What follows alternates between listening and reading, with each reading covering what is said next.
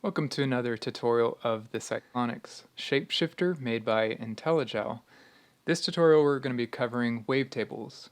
In the previous tutorials I've covered how to set up a default template for your module so that every time you turn it on it outputs sine waves out of outputs 1 and 2. And the second tutorial I talked about different ways to control frequency and pitch within the module.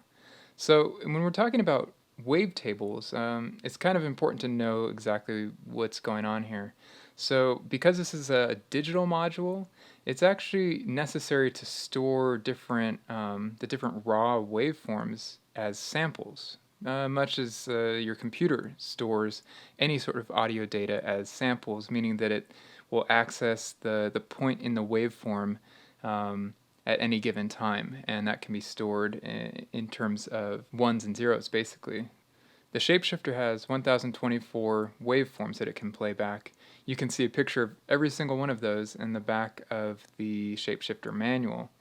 Those 1024 waveforms are divided up into groups of 8 and referred to as wavebanks, and you have 128 wavebanks. Each one of those waveforms, though, if we were just to focus on, say, the sine wave that I have currently dialed in here, is made up of 512 samples. And that's important to remember, and we'll get back to that in just a little bit here. So let's go ahead and take a listen to what we have here. And I do realize that so far all of these tutorials have been about sine waves, and I know that at this point you're probably totally bored of them. So let's get beyond the sine wave.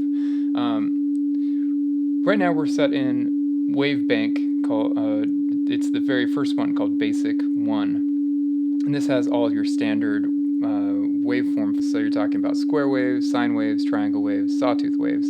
We can access all of those by turning the shape knob. And there are 8 different waveforms that this knob will very nicely interpolate in between.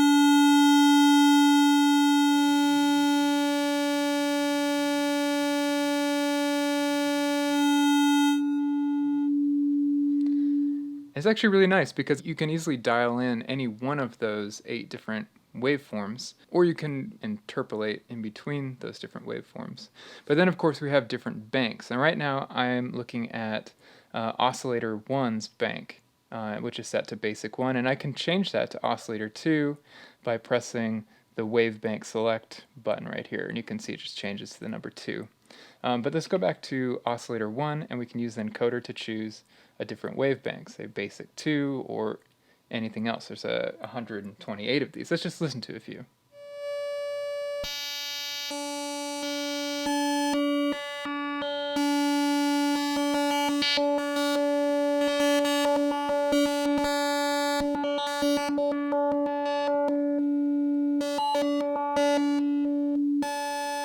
Now remember, we're just flipping through the banks. Each one of these banks has 8 different waveforms stored in it that we can access through the shape knob. So if we're on, say, this bank right here, LFO1, which by the way is set up for use in the LFO mode down here, but it could certainly be run at audio rates like I'm doing right now. Let's go ahead and turn the shape knob and listen to the 8 different waveforms stored in here.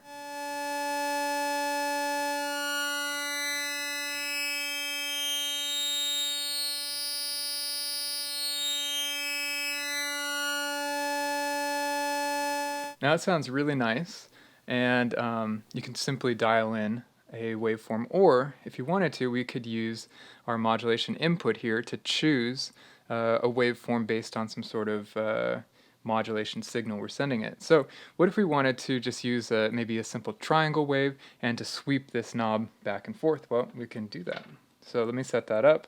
We'll take a triangle wave out of my LFO here, go into the shape 1 input, and one thing I didn't clarify in the previous tutorial was that these modulation inputs can take both positive and negative CV. When you send it positive and negative CV, it's going to actually rotate the knob both left and right. So if I were to leave this all the way down and turn this up, you'll hear we're only hearing the positive side of this CV signal affecting the shape. So let me turn up the attenuator here.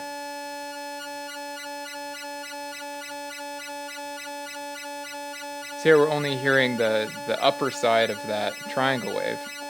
If I were to turn up the shape knob and provide an offset, now we'll hear the full triangle CV affecting this. In any case, we're hearing the shape knob being modulated.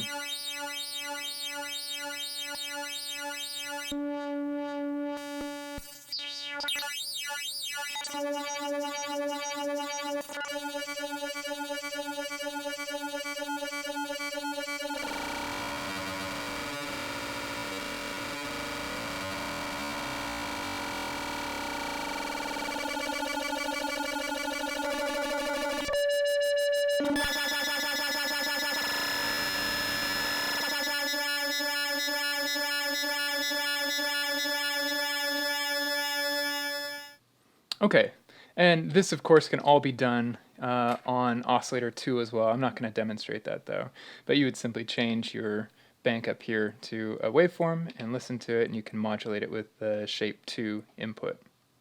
So another way we can access these waveforms is not just in 512 discrete blocks. We can actually chain them together and do twice that, 4 times that, or 8 times that. And what I mean is we can access, instead of just doing one of the different waveforms in here, we can do 2 of them played together, 4 of them played together, or all 8 of the waveforms all strung together back to back to back. And the way we do that is by accessing multi-mode, which is this bottom button here. When we turn that on, you can see we turn on multi for oscillator 1, and right now it's just set to play back a single waveform at 512 samples, right? And that's what we're hearing right now. But if we were to turn this to 2, it means it's going to play the first 2, well, here, let me turn that back there. It's going to play the first 2 waveforms in this wavebank back to back. And so instead of being 512 samples long, it's going to be 1024. And it's not going to change the rate that it's playing it, so it's actually going to drop an octave. It's going to sound an octave lower. So let's take a listen to that. I'll flip back to just a single sample. Now here's 2 of them together. And of course you can continue to change the shape here and determine which 2 are being paired together. We can pair 4 of them together. Drops another octave. This is 2048 samples. Or we can do the entire wavebank, all 8 of them, 4096 samples, another octave lower.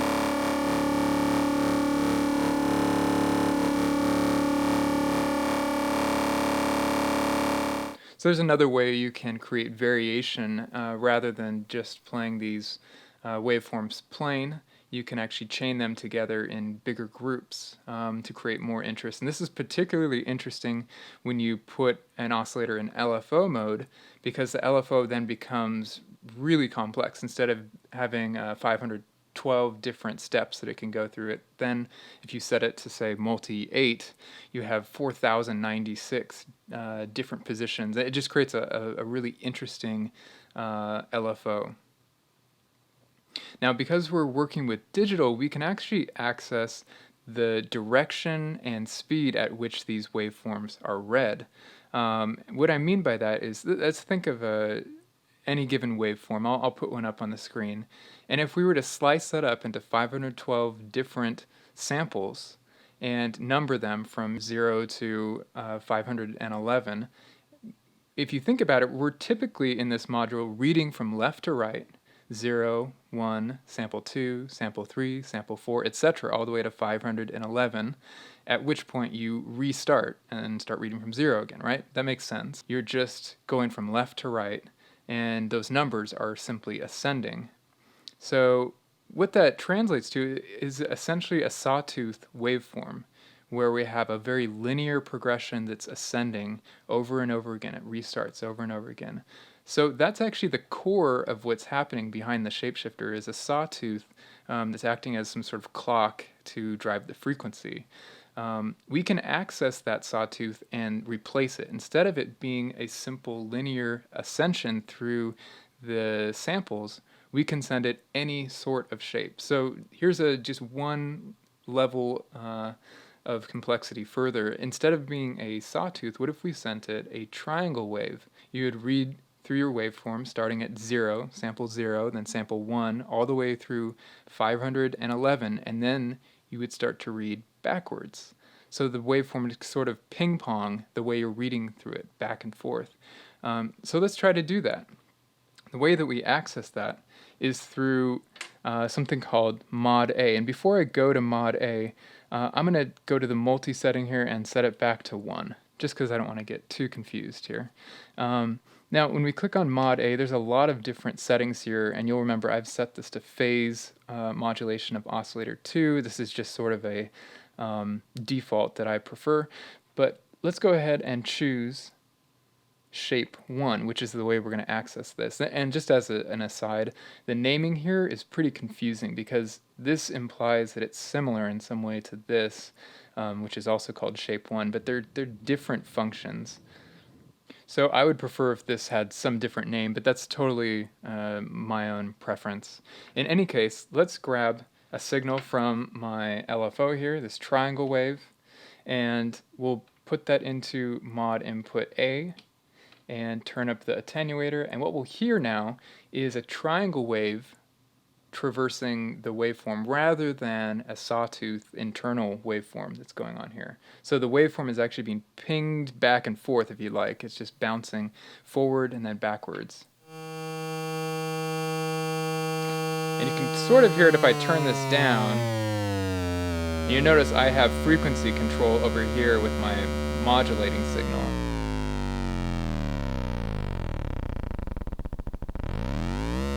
And our intensity here, controlled by the attenuator, also does some wave shaping.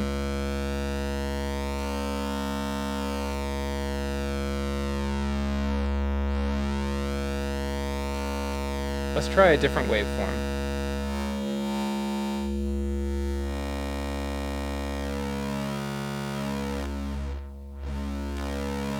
This certainly works better on some waveforms rather than others.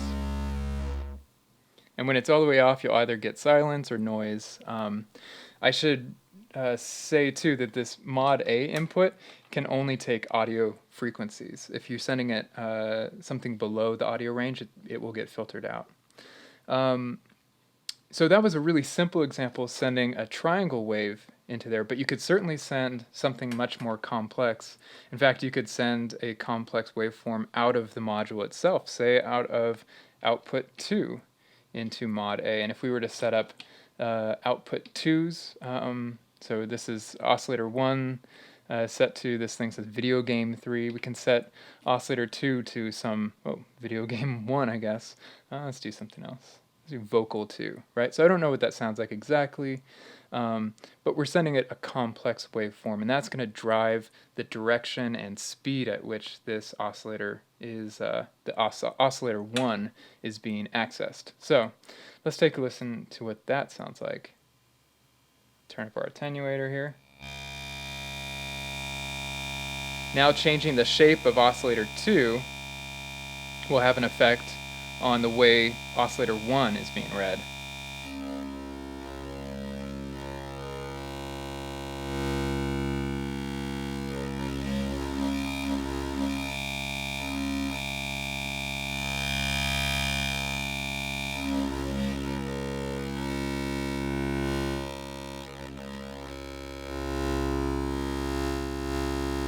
Now, of course, combining what we just did with something like modulating the shape of oscillator 2, for instance, with our triangle wave, we can start to get some pretty cool, complex patches going here.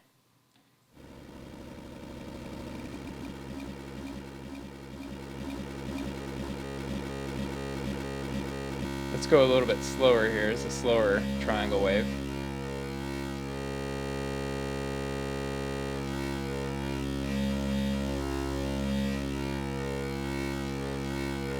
And let's go ahead and modulate the shape of oscillator 1 as well.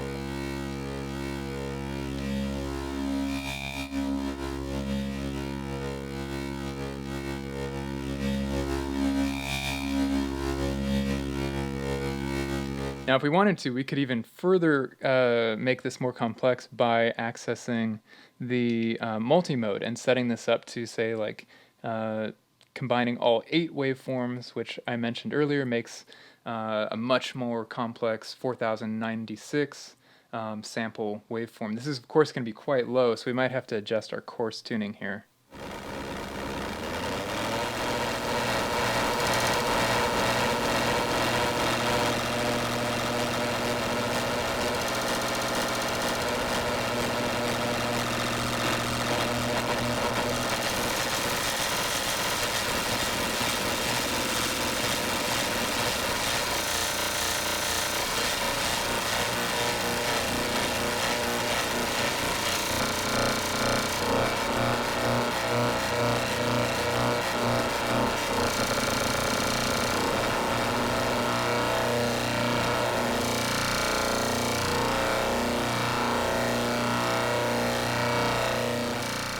Now, the rule of thumb I kind of think about with this sort of intense modulation is the more complex the waveforms and the way you're combining them, the more complex, and I read that as like noisy, the more noisy the output is. So if you want to keep away from being so noisy, you're going to have to really carefully approach these multi and the shape 1 mod A input here that lets you drive the waveform, because it can easily get very, very noisy.